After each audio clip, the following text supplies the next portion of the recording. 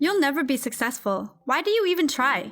It used to really hurt me when people would say stuff like that. But I never stopped believing in myself. And when I finally made it, I got so much more than just success. Follow my story and I'll tell you what I've learned.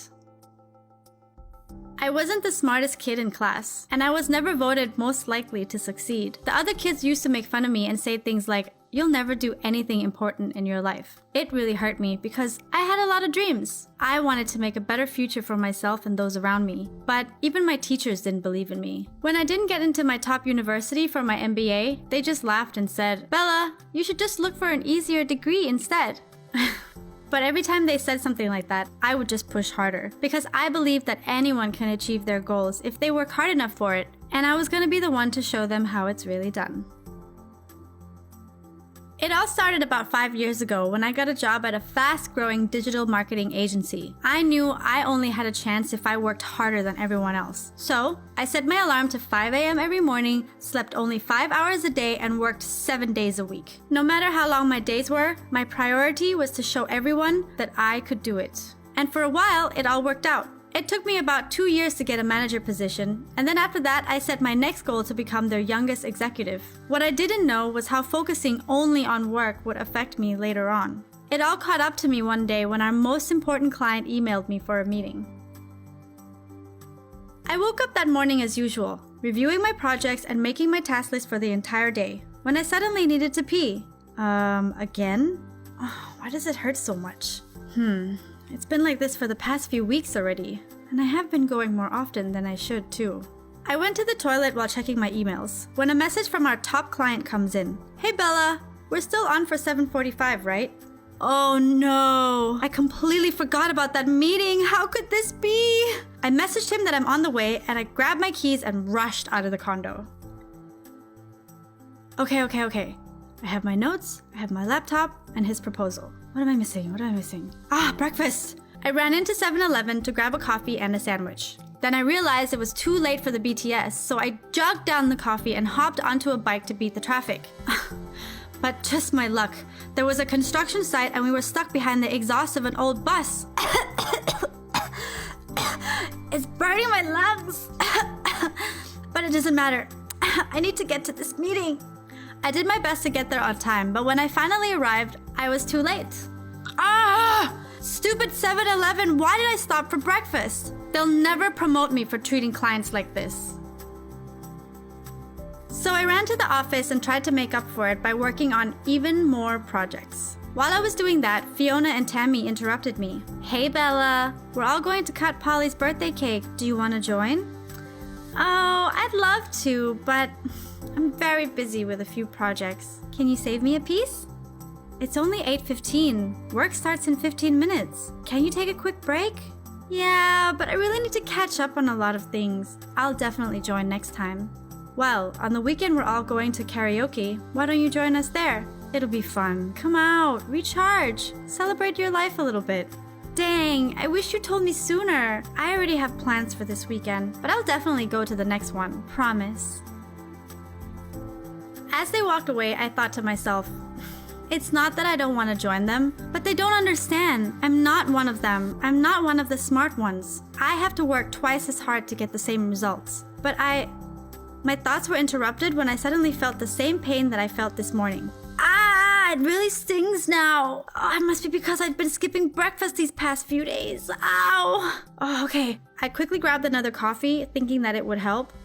But I was wrong. It really didn't. I was in so much pain that I leaned over the countertop and wrapped my arms around my lower stomach. Oh my god, I'm feeling really lightheaded. Then I passed out.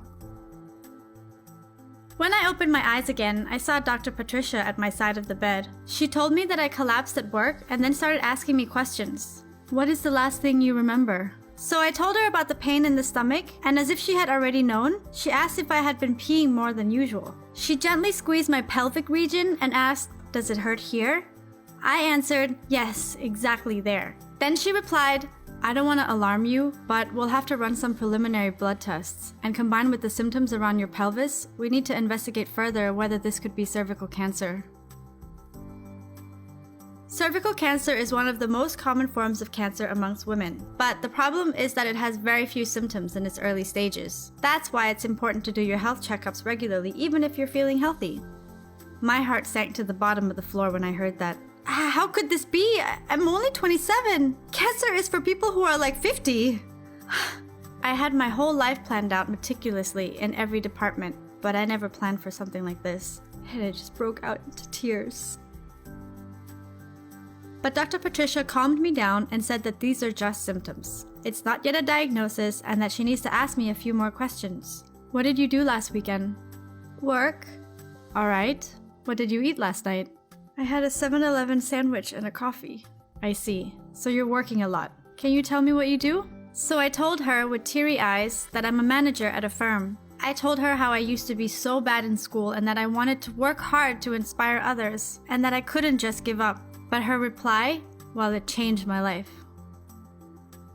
She said, "You are 27 and a manager at work. Don't you think that's already an inspiration? You should be aware that what you're doing is very dangerous. Not only does the stress from work expose you to more things that can cause cancer, like eating processed food and breathing in pollution, but by not sleeping enough or giving yourself any rest, you are also reducing your immune system, which is the most important protection against cancer." Studies show that less than 40% of people with a healthy lifestyle develop a cancer in their lives, but it's more than 50% for people with a stressful life like yours. I think it's great that you want to inspire others, but do you really think that the best way to do that is by getting sick?